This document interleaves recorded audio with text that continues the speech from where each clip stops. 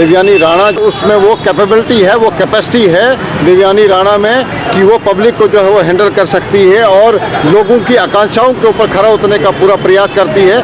सबसे पहले तो आपका बहुत बहुत धन्यवाद, शुक्रिया आपका। जहाँ तक बात रही देवयानी राणा की, तो देवयानी राणा के पिता जो हैं वो एक सक्रिय जम्मू कश्मीर के लीडर थे, जो पहले नेशनल कॉन्फ्रेंस को रिप्रेजेंट करते थे। बाद में उन्होंने भारतीय जनता पार्टी को ज्वाइन किया। अब किन वजूहात से उन्होंने भारतीय जनता पार्टी को ज्वाइन किया उसमें मैं नहीं जाना चाहता, वो उनका इंडिविजुअल मामला था, उनका पर्सनल मामला था। उसके बाद उनके देहांत के बाद में देवयानी राणा जो हैं, जब वो उनका देहांत हो गया, उनके पिताजी का जब देहांत हो गया, उसके बाद में देवयानी राणा जो हैं वो सक्रिय हुई राजनीति के अंदर और उसमें वो कैपेबिलिटी है, वो कैपेसिटी है देवयानी राणा में कि वो पब्लिक को जो है वो हैंडल कर सकती है और लोगों की आकांक्षाओं के ऊपर खरा उतरने का पूरा प्रयास करती है। जब से उनके पिताजी का मृत्यु हुई है, उनका देहांत हुआ है, तब से देवयानी राणा जो हैं वो नगरोटा की कॉन्स्टिट्यूंसी के लोगों के घरों में, शादी में, ब्याह में जो एक पॉलिटिकल व्यक्ति का काम होता है, वो बराबर उन लोगों के साथ में टच में, उन लोगों के साथ में जुड़ी हुई है। आपको क्या लगता है? देखिए, ऐसा है कि ये जो राज्यसभा का जो पोल होता है, ये it's a game of numbers.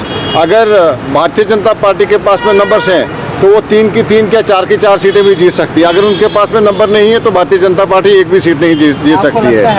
नहीं, एक सीट तो भारतीय जनता पार्टी की हमको कन्फर्म नज़र आती है। उसके अलावा वो दावे जो हैं वो 8 सीटों के ऊपर भी कर सकती है, 4 सीटों के ऊपर भी कर सकती है। लेकिन लगता है कि एक सीट जो है वो भारतीय जनता पार्टी की जो है वो कन्फर्म है, जो आंकड़े जो बता रहे हैं।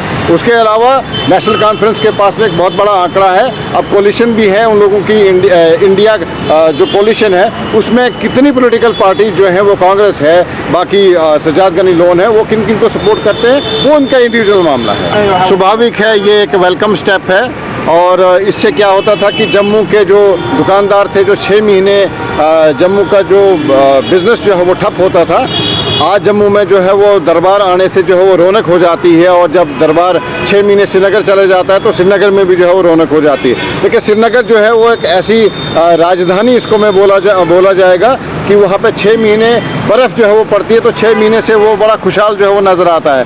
और जब राजधानी जो है वो जम्मू में मूव हो जाती है, सेक्रेटरी जब जम्मू में मूव हो जाते हैं, तो जम्मू जो है वो सिर्फ 6 महीने का ही जो है वो काम रह जाता है।